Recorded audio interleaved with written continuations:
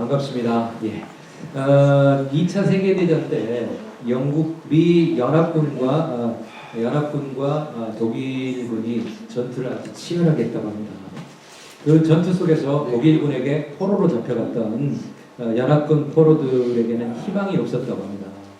포로 수용소 생활이 너무 힘들고 어려웠기 때문에 그들이 희망이 없었고요. 그래서 그들은 폭력이 그 수용소 안에서 난무했고 또 절도, 자해 뭐 여러 가지 문제들이 계속 발생을 했다고 합니다. 그런데 그러던 어느 날 한 포로가 수용소 안에서 고장난 라디오를 고쳐가지고요. 라디오를 이렇게 볼륨을 맞춰서 했는데 거기에서 뜻밖의 소식을 들었습니다. 바로 연합군이 노르망디 상륙작전에 성공을 했다는 소식을 들었어요. 이 소식을 듣게 되자 이 포로 수용소 안에 있었던 모든 죄수들이 희망이 솟기 시작합니다. 그동안은 폭력과 뭐 이렇게 절도, 자해 뭐 이런 것들이 많았는데 그런 것들이 싹 없어졌습니다. 싸움도 없어지고요. 미움도 없어졌습니다. 그리고 포로들의 얼굴에 희망의 기쁨이 넘쳐나기 시작했다고 합니다. 독일군들의 협박도 그들은 두려워하지 않았다고 합니다. 그 이유는 단 한 가지였습니다. 라디오를 통해서 들려왔던 희망의 소식 때문이었다고 합니다. 사람들은 밥만 먹고 사는 게 아닙니다. 희망을 먹고 산다는 거죠. 가슴 속에 꿈이 있는 사람은 얼굴이 다릅니다. 설렘이 있습니다. 감사가 있습니다. 저희는 환경이 너무 열악하고 어려워도 그 사람에게 희망이 있는 사람에게는 얼굴에 평화와 미소가 있다는 거예요. 그게 바로 다른 점이라는 거죠. 예수를 믿는 사람들은 희망을 전하는 사람입니다. 세상은 힘들고 어려워도 우리는 희망을 전하는 사람입니다. 고도원 장로님이 이런 편지를 썼어요. 희망은 처음부터 있었던 것이 아닙니다. 아무것도 없는 것에서 생겨나는 것이 희망입니다. 희망이 있다고 믿는 사람에게는 희망이 있고 희망 같은 건 없다고 생각하는 사람에게는 실제로 희망은 없습니다. 이렇게 편지를 썼던 것을 봅니다. 오늘의 본문을 보게 되면 그렇습니다. 모두에게 잘 알려진 인류의 소망이신 예수 그리스도의 탄생과 그를 축하하는 그런 모습에 대한 것들을 우리가 보게 되는데요. 믿음은 그리스도의 생명을 소유하는 겁니다. 그리스도의 생명이 있는 자는 땅에서도 하늘을 품고 사는 사람이에요. 믿음은 바라는 것들의 실상이요 또한 보지 못하는 것들의 증거라고 이렇게 성경은 얘기를 합니다. 하나님의 살아계심을 먼저 본 자는 믿음 가운데서 살아가면서 그 사람을 본 사람 역시 하나님이 누군지 볼 수 있게 된다. 믿음은 생명입니다. 믿음은 생명이었어요. 그래서 살아서 움직이기에 계속해서 생명을 낳게 한다는 놀라운 비결을 우리는 보게 됩니다. 오늘의 본문 1절을 우리 함께 보겠습니다. 본문의 1절입니다. 본문의 1절 한번 보겠습니다. 같이 읽어볼까요? 시작. 헤로드 왕 때에 예수께서 유대 베들레헴에서 나시는 동방으로부터 박사들이 예루살렘에 이르러 말하되. 헤롯 왕 때라고 얘기합니다. 헤롯이라는 사람은 정통 유대인은 아닙니다. 이 사람은 에서의 후손인 이두메 사람 안티파더의 아들로서 그 이름 자체가 영웅의 아들이다 라고 하는 뜻을 갖고 있고요. 이 사람은 25세 때 갈릴리의 총독을 역임했고요. 탁월한 정치력을 통해서 로마에 통하여 이렇게 정치적으로 임명되는 그 역할들을 권력을 항상 갖고 있었던 사람이 헤롯이었던 사람입니다. 그때 유대 베들레헴 이렇게 얘기합니다. 이 유대 베들레헴이라는 것은 그럼 왜 유대 베들레헴이라고 했을까? 유대라는 단어가 함께 쓰임으로써 갈릴리 근처에 있었던 바로 스불론 지파의 베들레헴이라는 곳과 이렇게 구별을 한 거예요. 그래서 우리가 미국에 살아도 그러잖아요. 같은 이름을 가지고 있는 거리, 같은 이름을 갖고 있는 도시들이 있어요. 그런데 조금 차이를 두잖아요. 주가 다르거나 어디가 카운티가 다르거나 하면서 이렇게 다르게 쓰고 있습니다. 그런 것처럼 이 베들레헴이라는 것도 바로 그런 곳입니다. 그럼 여기서 말하는 베들레헴은 어떤 곳이냐? 예루살렘으로 남쪽으로 8km 정도 내려가면 있는 곳이고요. 아주 작은 마을이에요. 그곳에서 메시아가 탄생한 곳. 그것이 바로 베들레헴입니다. 베들레헴이라는 이름 자체는 또 떡집이라는 뜻을 갖고 있어요. 그 왜 떡집이냐? 그곳에는 곡식이 풍부했고 풍요로웠기 때문에 거기서는 곡식과 가실이 풍요한 곡창지대를 형성하고 있었기 때문에 그런 떡집이라고 하는 이름을 갖고 있습니다. 여기서 우리가 또 하나 생각할 수 있는 것은 인류의 구원자 예수 그리스도께서 왜 그곳에서 태어나셨을까? 온 인류를 풍요롭게 생명의 양식을 우리에게 주신다라는 그런 의미도 우리가 생각할 수 있다는 겁니다. 우리는 이 유대 베들레헴이라고 하는 곳 정말 작은 곳이고 보잘것이 없는 곳이지만 성경은 그렇게 얘기해요. 또 유대 땅 베들레헴아 너는 유대 고을 중에서 가장 작지 아니하도다. 내게서 한 다스리는 자가 나와서 내게 내 백성 이스라엘의 목자가 되리라 하였음이냐 이렇게 얘기합니다. 동방으로부터 바로 이제 박사들이 예루살렘에 왔습니다. 그럼 동방이 어딜까라고 하는 것들에 대해서 성사학자들은 여러 곳을 얘기해요. 그것 중에 뭐 페르시아다, 바벨론이다, 메데다, 아라비아다 뭐 여러 가지 얘기를 해요. 그러나 이 본문을 전체적으로 봤을 때는 이곳은 바벨론 지역이다라고 하는 견해가 아주 대부분이라는 거죠. 그렇다면 이 바벨론이라는 먼 지역에서 왜 유대 베들레헴 땅까지 왔을까? 그것은 바로 동방 박사들이 먼저 우리는 그 사람들이 어떤 사람이고 그 사람들이 왜 왔을까라고 하는 것을 우리는 또 이제 하나하나 이제 오늘 본문을 통해서 한번 찾아보도록 하겠습니다. 먼저 동방 박사들은 어떤 사람이었냐? 첫째가 바로 천문학자였습니다. 그들은 천문학자였어요. 그 동방에서 그의 별을 보고라고 얘기하죠. 이 박사라고 하는 마고이라고 하는 단어는 꿈을 해석하는 신통력을 지니는 메데나 바사 또는 바벨론의 제사장들을 언급할 때 주로 이 박사다라고 하는 마고이라는 단어를 썼다고 해요. 이것은 또 이제 그 시점에서 한 600년 앞으로 올라가면 구약에서 바벨론의 모든 박수와 술객과 갈대아 술사와 점쟁이의 어른으로 높임받았던 바로 다니엘이라는 사람에도 이 마고이라고 하는 이 박사라고 하는 이름을 이렇게 사용을 했다고 합니다. 그럼 이 박사들은 어떤 사람들이냐? 이 사람들은 별을 연구한 사람들이었어요. 그래서 점성학을 전공했던 사람들이고, 그래서 그것을 통해서 베들레헴을 향해서 온 사람들입니다. 두 번째로 그 사람들은 디아스포라의 영향으로 다니엘의 예언과 메시아에 관한 구약의 각종 예언에 깊은 이해를 가지고 있었던 그런 사람이라고 봅니다. 그래서 동방박사는 바벨론 출신의 천문학과 점성학에 해박한 지식을 지닌 그런 존귀한 사람들이었다라고 이렇게 볼 수 있다는 거죠. 그래서 6세기 말경에는 그럼 이 동방에서 온 박사들이 누구냐? 그 사람들의 이름에 대해서도 이렇게 얘기하기도 합니다. 멜콘과 발사살과 가스퍼라고 하는 이 세 사람이었다 이렇게 얘기하기도 합니다.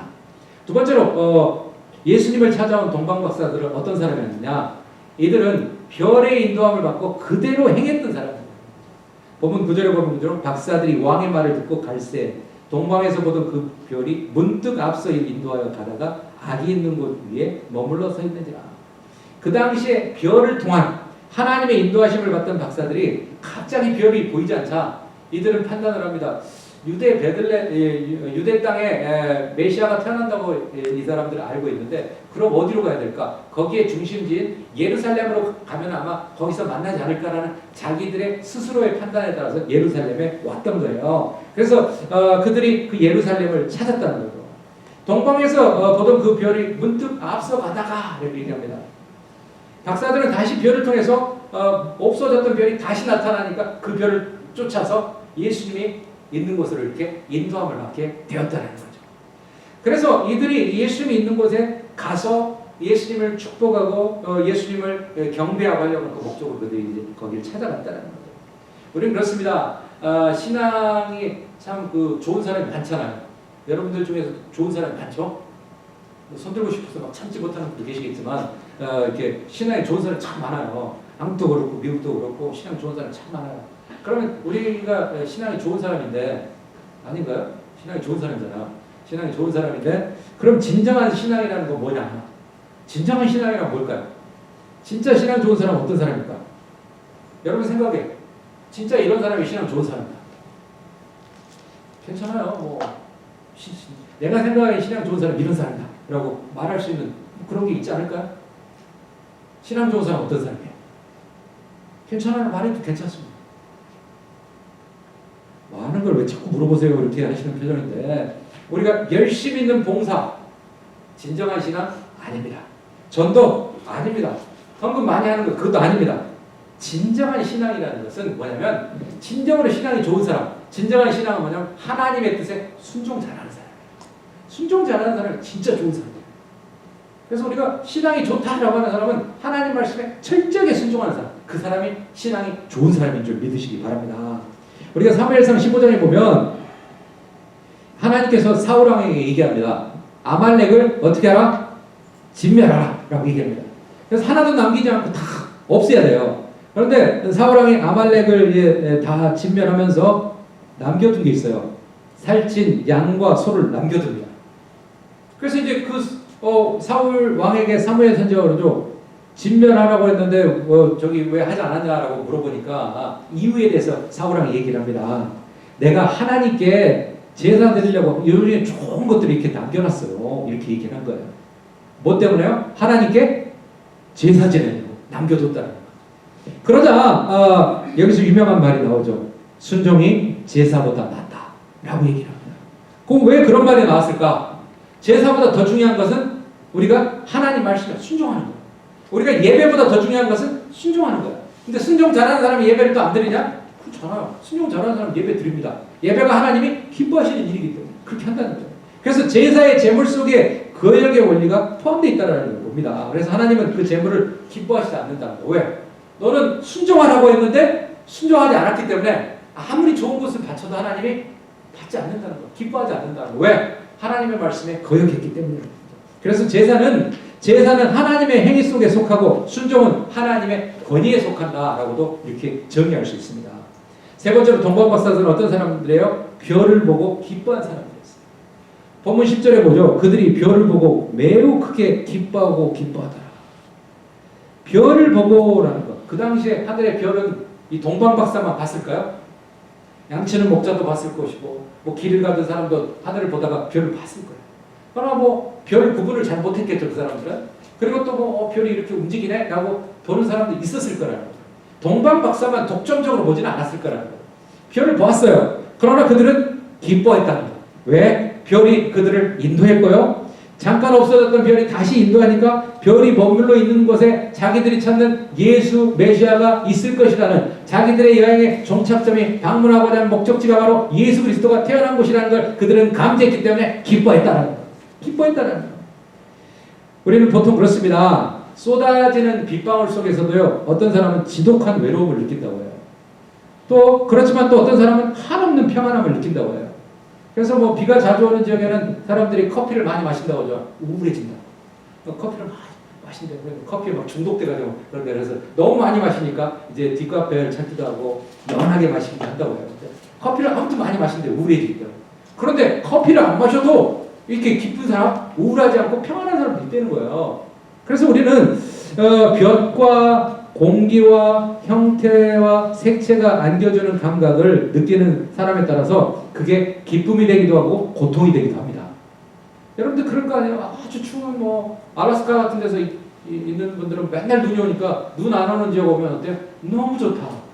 애리조나 한번 오면 놀랄 거 아니에요? 너무 좋다. 이사 가야 되겠다. 이사 오는 사람도 있잖아요. 그러나 이 애리조나에 있는 분들이 또 여름에 알래스카를 간다고 생각하고 있어요. 야, 너무 시원하고 좋다. 너무 좋다. 그럴 거 아니에요? 사실은 계절이 달랐을 뿐이고 우리가 느끼는 환경에 대한 그 느낌이 달랐을 뿐인데, 매년 알래스카에서 사시사철을 사시는 분 같은 경우는 너무 추워, 너무 힘들어 이렇게 생각할 거라는 거예요. 그 햇볕이 쨍쨍하면 너무 좋다는 생각을 할 거예요. 그러나 우리 애리조나 같은 데 사는 사람들이 여름에 지나고 나서 너무 더워 하는데 시원한 주로 가면 어때? 너무 좋다 여기. 그런 생각하는 거죠. 그러나 겨울엔 또 우리 나름대로 또 좋잖아요. 그래서 우리는 그 환경에 의해서 우리가 많이 지배를 되는데, 그 환경에 따라서 우리가 어떤 사람은 기쁨을 얻기도 하고 똑같은 환경인데 어떤 사람은 우울한 경우도 있다는 거예요. 그 이유가 뭘까? 결론은 자기의 마음에서 온다는 거예요. 마음에서 온다는 거예요. 네 번째로요, 동방박사는 어떤 사람입니까? 꿈에서 지시하심을 따른 사람들이에요. 12절에 보면 그들은 꿈에 헤롯에게로 돌아가지 말라 지시함을 받아 다른 길로 고국에 돌아가니라. 이 사람들이 참 놀라운 사람들이에요. 하나님의 천사가 너희들 왔던 길로 가지 말고 다른 길로 가. 나는 왔던 길이 익숙하니까 그리로 갈 건데요. 그렇게 할 수도 있어요. 그러나 그들은 하나님의 메시지, 꿈에서 말씀해 준 그 말씀에 따라서 그들은 다른 길로 돌아간다는 거예요. 그들에게는 헤롯이라고 하는 왕, 별 문제가 되지 않아요. 그들에게는 정말 중요한 것은 바로 그들은 예수를 만나려고 했고 예수 만남이 목적이었기 때문에 하나님의 메시지, 하늘의 메시지에 항상 이렇게 귀 기울이고 있었던 열린 귀를 가진 그런 사람이었다고 우리가 생각할 수 있습니다. 그렇다면 동방박사들이 유대 땅에 찾아온 이유는 뭘까? 크게 우리가 두 가지로 볼 수 있는데요. 동방박사들이 찾아온 이유는 첫 번째가 유대인의 왕에게 경배하러 왔습니다. 본문 2절에 볼까요? 본문 2절 보겠습니다. 본문 2절 보겠습니다. 본문 2절 우리 함께 읽어볼까요? 시작. 유대인의 왕으로 나시니가 어디 계시냐? 우리가 동방에서 그의 별을 보고 그에게 경배하러 왔노라 하니. 이들의 목적이 뭐였다고요? 유대인의 왕을 경배하러 왔다. 그들의 목적은 예배하러 왔다. 그들의 목적은 그 구원자였던 메시아를 만나서 그에게 예배하기 위해서, 그를 높이기 위해서 왔다는 거죠. 유대인의 왕이라는 것은 우리가 이스라엘 사람들이 보통 얘기하는 다윗의 자손이라는 말처럼, 메시아를 얘기할 때 이스라엘 사람들은 다윗의 자손 이렇게 얘기하거든요. 근데 이방인들은 메시아를 어떻게 얘기하냐면 유대인의 왕, 바로 예수 그리스도를 그렇게 불렀다는 거예요. 그러니까 메시아를 기다리고 메시아를 고대하는 그런 마음이 그들에게 있었다는 거예요. 그래서 유대에서 나신 메시아가 유대를 구원하고 온 세상이 그로 말미암아 축복받는다는 사상이 널리 퍼져 있었던 그 이유도 거기 있다는 거죠. 그러면서 그들이 거기에 찾아온 이유는 그 나신 이가 어디 계시냐? 유대인의 왕이 어디냐? 그래서 그들은 유대인의 왕을 찾아왔다. 아니 자기 나라에, 이스라엘 나라에 메시아가 태어나는데 그 먼 나라 바벨론에서 이 박사들은 별을 보고 메시아를 찾아서 경배하러 왔어요. 그런데 정작 유대 땅에 있는 사람들은 어떻게 했습니까? 메시아에 관심이 없었어요. 메시아를 경배할 생각도 없었어요. 메시아 자체를 부정하는 사람도 꽤 많았어요. 이게 이제 우리가 좀 다르다는 거예요. 정작 메시아가 그 땅에 오는데 메시아를 기대하고 메시아를 만나려고 하는 유대 사회의 그런 모습은 전혀 없었다. 그게 안타깝다. 그래서 우리는 이게 아이러니컬한 거죠. 그래서 이것은 마치 현실에 안주하면서 더 이상 나아가지 않으려고 하는 상황인 것 같습니다. 내가 예수 몇 대째 믿는 신앙의 가정인데, 근데 그 다음에는 예수 몇 대째 믿었는데 그 다음에 나는, 그럼 몇 대째 믿은 그 신앙의 전통과 그 좋은 것들을 나는 발전시키고 나는 하나님을 위해서 더 충성하는 그런 사람이 돼야 되는데 그것만 자랑하고 있어요. 그것만 자랑하고 있어요. 또 내가 신앙의 연수가 몇 년인데 연수만 자랑합니다. 신앙의 연수가 중요한 게 아니라 우리가 하나님을 향한 믿음이 중요하고 하나님이 기뻐하실 만한 믿음을 소유하는 게 중요하다. 아, 내가 예수 믿어가 내가 세례받고 집사 됐는데, 내가 권사 됐는데, 내가 장로 됐는데, 내가 목사인데 심지어 그게 중요한 게 아니라는 거예요. 그 타이틀이 중요한 게 아니에요. 정말 내가 하나님을 잘 믿는가? 내가 정말 하나님을 사랑하는가? 내가 하나님 앞에서 정말 믿음의 사람으로 매일매일 새로워지려고 노력하고 몸부림치는가? 그게 중요하다는 거예요.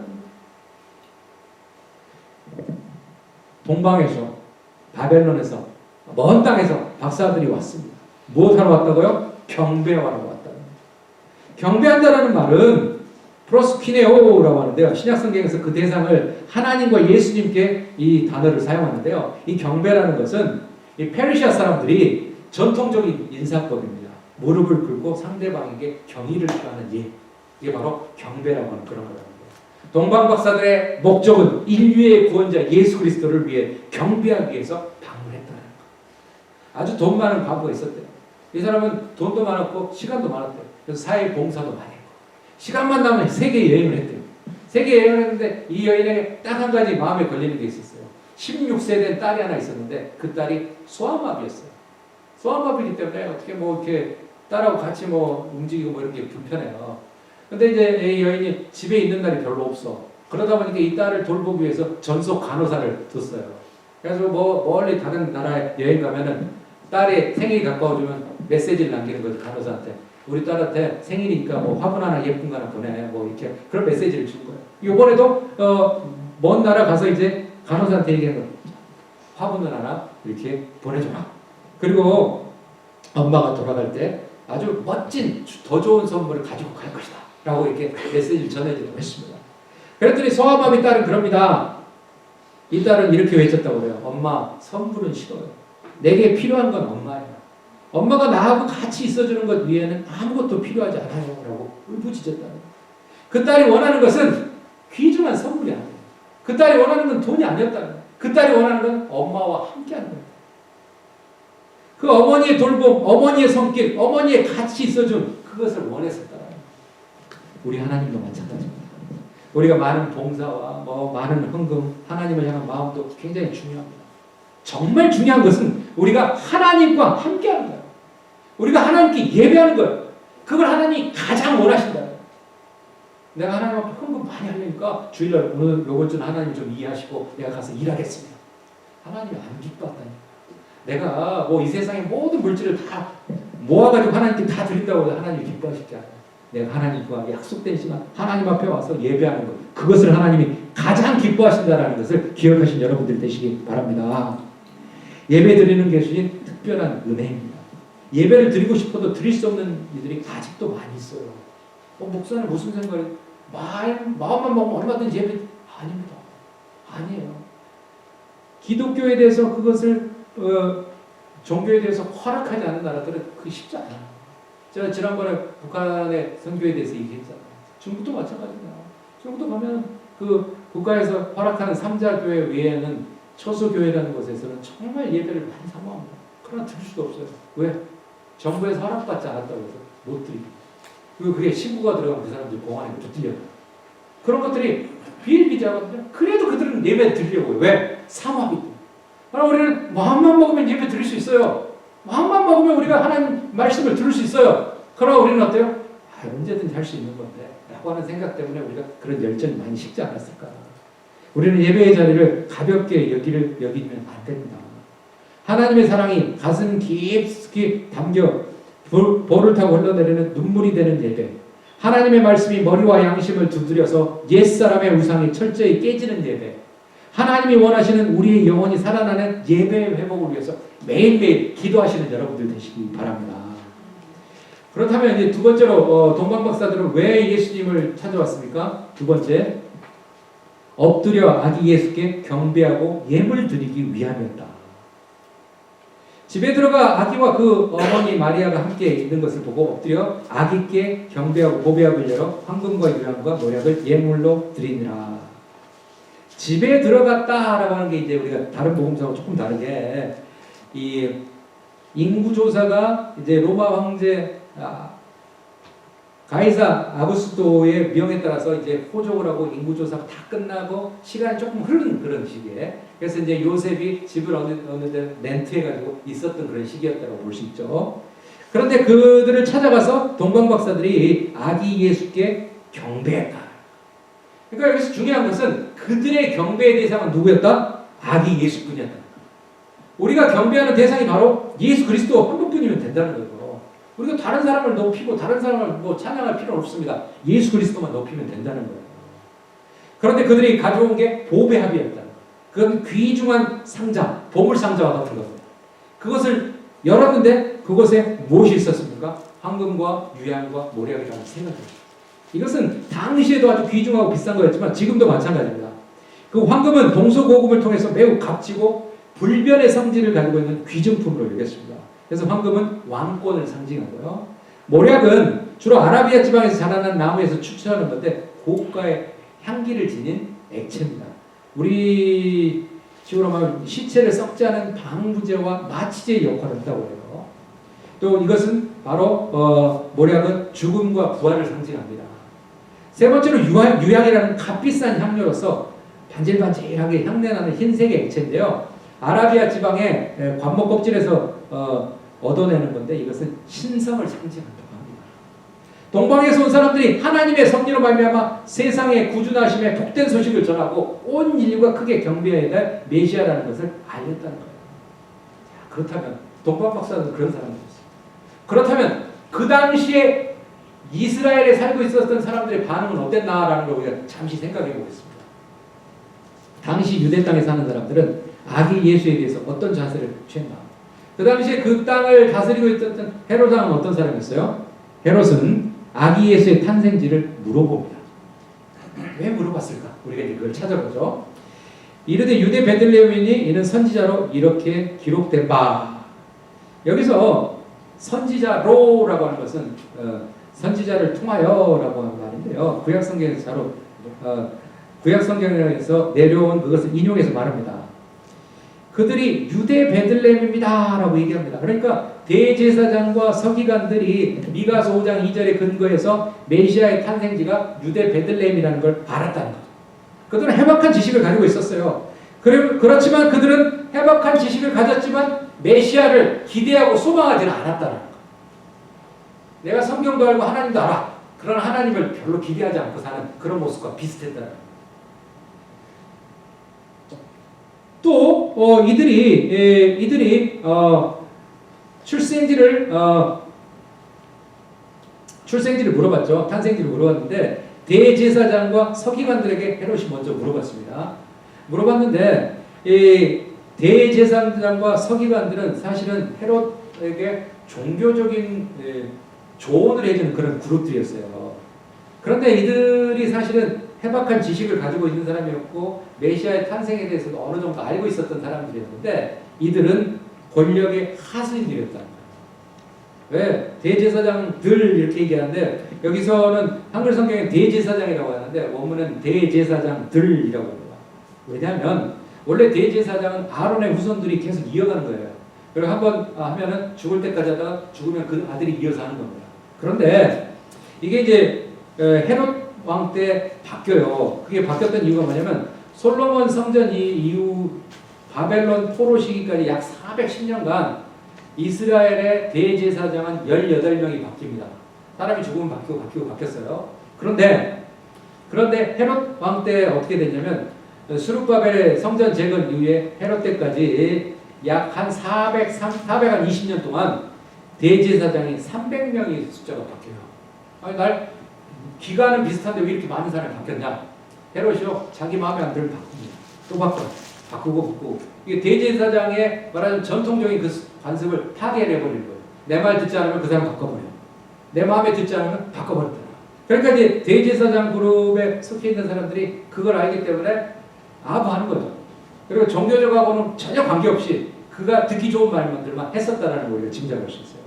서기관들 어때요? 이들은 국가의 서기관들과 좀 다르게 종교적인 서기관들은 구약의 율법에 능통했고요. 구약의 구전에 대해서 해박했고요. 율법을 해석해주는 그런 역할을 갖고 있었던 사람들이에요. 그래서 이들을 율법사라고 하기도 하고 랍비라고도 불렀어요. 그런데 이 서기관들은 대부분이 그들의 출신 성분이 바리새 지파입니다. 바리새인이에요. 그럼 대제사장들은 사두개인이에요. 그럼 왜 헤롯은 바리새인과 사두개인 양 두 지파를 같이 이렇게 종교 의견을 조언해주는 그룹에 뒀을까? 이 사람은 두 부류가 서로 갈등을 하는 존재라는 걸 알아요. 그렇지만 그들을 뒀던 이유는 그들을 통해서 균형 있게 이쪽 말도 듣고 저쪽 말도 들으면서 그것을 파악하려고 하는 그런 목적이 있었다는 거예요.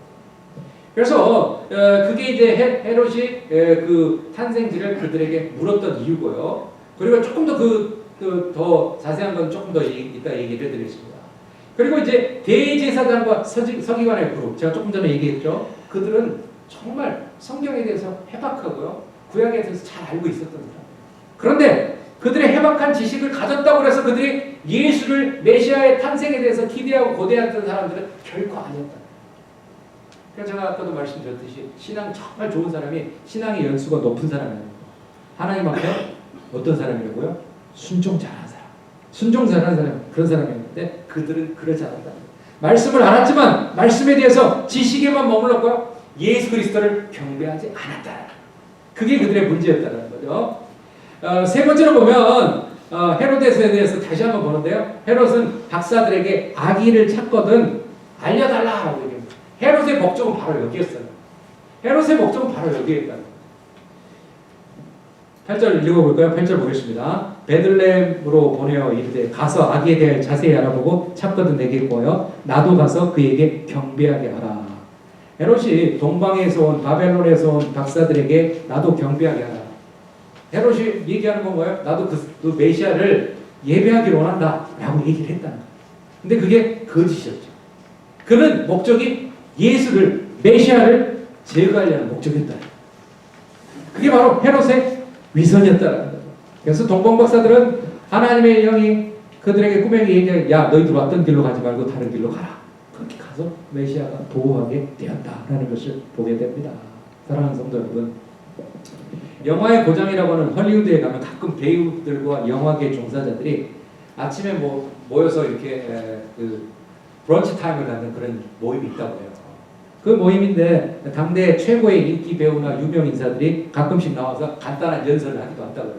하루는 한 아름다운 여배우였던 그 여인이 대표로 마이크를 잡고 얘기를 했다는 거죠. 이 여인은 미국의 최고의 영화배우 10명 중에 한 명이 들어가는 최고의 미인 중에 한 사람이었대요. 근데 이 사람이 나오자 막 사람들이 박수치고 환호했대요. 그랬더니 이 여인이 얘기합니다. 여러분, 나는 지금 사랑에 빠졌습니다. 야, 그 사람이 누구야? 그 사람이 누구야? 사람들이 관심을 가졌다는 거예요. 그랬더니 이 여인은 얘기를 합니다. 네, 그분은 예수 그리스도입니다. 그러면서 얘기해요. 나는 그분을 사랑합니다. 그래서 이제는 영화배우 일도 그만두려고 합니다. 라고 해요. 그래서 실제로 그 여인은 영화배우 일을 그만두고요. 하나님의 복음을 위해서 힘썼고 나중에는 목회자의 아내가 되어서 복음을 위해 계속 노력을 했어요. 몇 년의 시간이 흐르고 어느 기자가 그 여인에게 물어봅니다. 허리우드의 그 화려한 스타로서의 그거, 정말 그렇게 그것을 뒤로하고 예수를 선택하고 그 길을 간 것에 대해서 전혀 후회하지 않습니까? 라고 질문을 했죠. 그랬더니 이 여인은 이렇게 얘기합니다. 헐리우드의 스타나 영국 여왕의 자리도 지금의 저와는 바꿀 수 없습니다. 그리스도는 저에게 이처럼 귀하신 분입니다. 예수 그리스도는 이 세상의 부귀, 명예, 행복과 바꿀 수 없는 존재이십니다. 여러분, 빛에는 어둠이 없습니다. 아무리 어두워도 빛이 비추면 어둠은 사라집니다. 예수님은 빛이시기 때문에 예수님 자체가 바로 길입니다. 예수님은 아버지께로부터 오셨기 때문에 그 길로 돌아가는 길을 아시는 분이 바로 예수 그리스도라는 걸 믿으시기 바랍니다. 그러므로 우리는 예수 그리스도의 강림이 천국으로 가는 유일한 길이라는 것을 알 수 있습니다. 생명의 빛, 구원의 빛으로 오신 예수 그리스도만이 영생의 길을 알고 계시는 분이고 그분을 따라서 그분을 통해서만 우리가 영생의 길을 갈 수 있다는 것을 기억하시기 바랍니다. 이제 우리는 예수를 아는 것에 그치지 않고 진정한 예배하는 예배자의 삶을 살도록 힘쓰고 노력하는 저와 여러분들 되시길 바랍니다. 기도하겠습니다. 거룩하신 하나님, 우리가 예수 그리스도를 지식으로만 알았던 대제사장과 서기관들은 아니었습니다.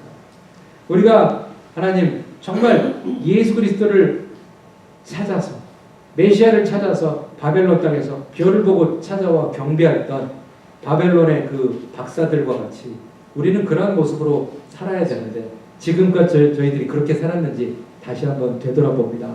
하나님, 가장 신앙이 좋은 사람, 정말 절대적인 신앙은 바로 하나님께 순종하는 사람이라는 걸 우리가 기억하며 하나님께 예배하는 데 힘쓰며 하나님의 말씀을 통해 하나님의 뜻을 찾는 데 힘쓰는 그러한 삶을 살아야 하나님과 영생하도록 동행하는 그런 삶을 살도록 노력하는 우리 모두가 되게 도와 주옵소서. 예수 그리스도 이름 받들어 간절히 기도합니다. 아멘.